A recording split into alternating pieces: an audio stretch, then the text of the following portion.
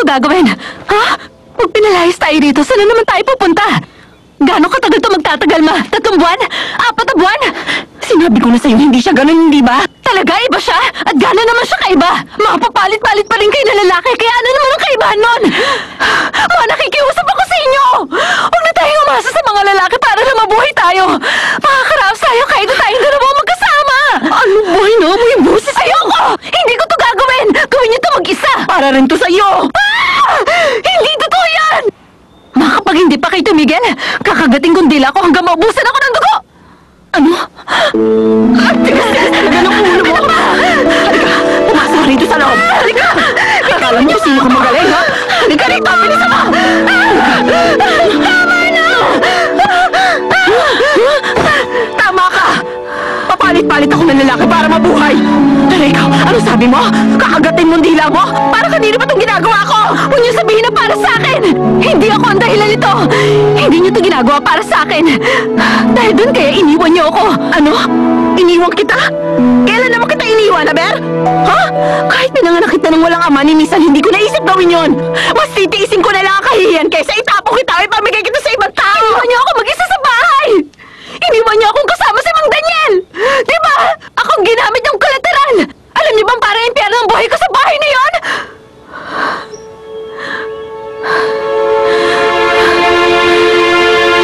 Bakit, Saren? May ginawa ba siyang... May ginawa ba siya sa'yo? Takot na takot nga ako na baka may gawin siya eh! Ay, ikaw talaga? Napakalisinggero lang ng lalaking yon. Pero hindi naman siya kasing sama nung lalaking sinundan niya. Kabisado ko yon. Hindi naman kita iiwan kung ganun siya eh. Sinungaling ka. Wala kang pake sa kung ano mangyari sa akin. Kung gutom man ako, busog, kung takot man ako o hindi. Alam kong hindi na importante sa inyo. Kaya ba't ako nandito? Ba't niyo ako pinakuha? Aalis na ako, ma. Sana maging masaya ka kahit mag-isa ka. Paano pala kung sabihin ko sa yung huli na to?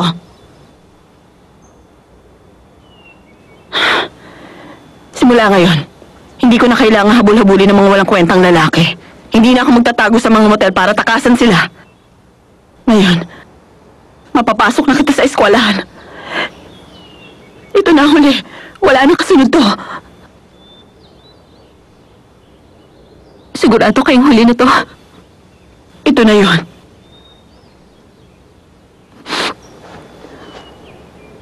Oras na. Kailanganin uli nating lumayas dito. Pakawalan niyo na ako, ma. Yabang nito talaga. Sa tingin mo, kakayanin mo mag-isa? Kakayanin ko! Kaya mangako kayo sa akin! Sasama ako pag nangako kayo sa akin! Oo, sige na. Nangangako ako. Gagawin ko ang gusto mo. Gaano ba kasama itong panibago niyong lalaki?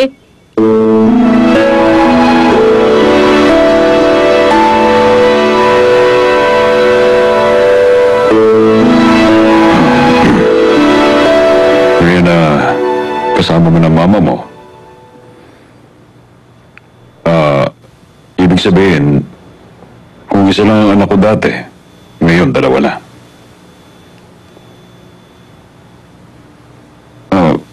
Kaya sana...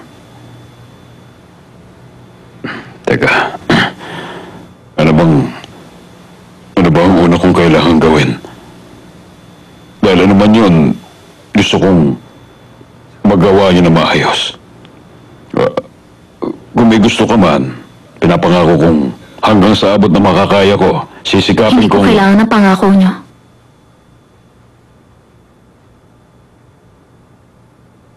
Hindi totoo ang mga pangako. Kaya imbis na mangako kayo sa akin, pag-aralin niyo na lang ako.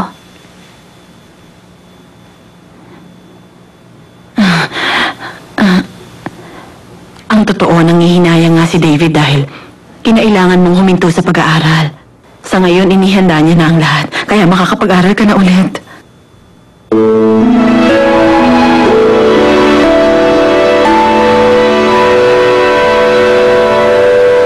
Nandito na si Brianna!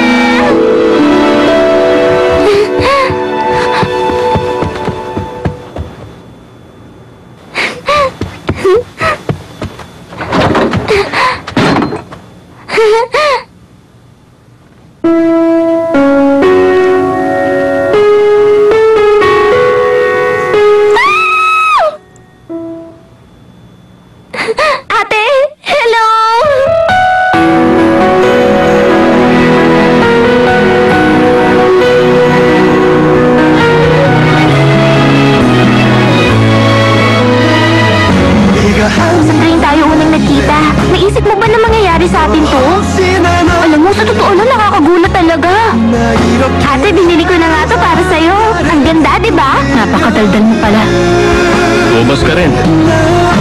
Naiinip nga rin ako eh. Dito ka muna. May kailangan ka ba sa akin? Wala akong pag-aari na pwede mong kunin. Huwag kang mumiti. Ngayong araw ang balik nila mama at papa mula sa honeymoon nila. Sunduin natin sila. Sabi ni Timothy, iyahatid niya raw tayo. Huh? Ate! Kaya mo siya. Tayo na lang.